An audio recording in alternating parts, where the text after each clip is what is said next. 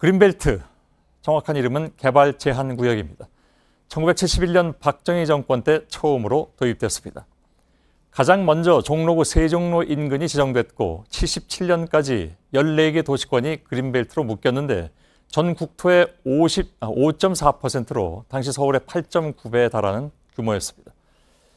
다른 건 몰라도 이건 정말 잘한 일이다라는 평가를 받았던 것이 바로 그린벨트였습니다. 이후에 30년간 꽁꽁 묶여있던 그린벨트는 김대중 정부에 들어와서 대전환을 맞게 됩니다. 2001년 제주 전면 해제를 시작으로 총 면적의 24%가 풀렸습니다. 김대중 정부는 처음이자 마지막이라고 단서를 달았지만 물론 지켜지지 않았습니다. 노무현 정부에서는 국민임대주택, 이명박 정부 때는 반값 아파트 이행 등의 이유로 그린벨트의 많은 구역이 해제됐고 박근혜 정부 때도 약 14평방킬로미터가 풀렸습니다. 이렇게 정권이 바뀔 때마다 그린벨트는 파여져 나갔습니다.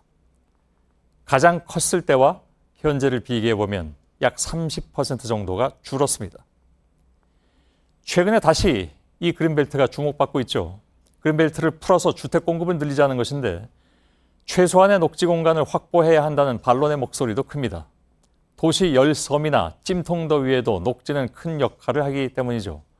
정부는 오는 21일 수도권에 30만 호의 새집을 짓는 공급 대책을 발표할 계획인데 이번에도 그린벨트가 일부 풀릴지 관심사입니다. 이태경 기자입니다. 대규모 주택을 공급할 후보지로 꼽히는 곳은 서울 서초구와 강서구, 노원구, 은평구 등 19개 자치구의 외곽에 있는 그린벨트입니다. 총 149제곱킬로미터로 전체 서울 면적의 25%입니다. 정부가 이 중 일부를 해제하는 방안을 추진하는 건 서울의 대규모 공공택지로 활용할 만한 땅이 없기 때문입니다. 하지만 서울시는 그린벨트를 손대는 건 원칙적으로 반대한다는 입장입니다. 이른바 로또 아파트 논란만 일으킬 수 있다는 겁니다. 결과적으로 그 지역의 땅값 상승이나 아파트 투기 수요를 불러일으키는 어떤 소재로 되어왔던 것이 현실 아닙니까? 대신 서울시는 철도 부지나 구치소 부지 등 유휴지를 활용하자고 제안하고 있습니다. 문제는 유휴지의 부지 규모로는 대규모로 집을 공급하기가 어렵다는 겁니다.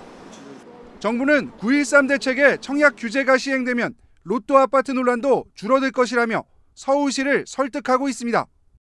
전매 제한 기간을 최대 8년, 거주 의무 기간을 최대 5년으로 늘렸기 때문에 투기를 노리고 입주하기 쉽지 않다는 겁니다. 정부 내에서는 합의가 이루어지지 않을 경우 국토교통부 장관이 직권으로 그린벨트를 해제할 수 있다는 전망도 나옵니다. 정무적인 어떤 부담이지 공공주택지구는 면적에 관계없이 국토부 장관이 지정해서 사업을 할 수 있고.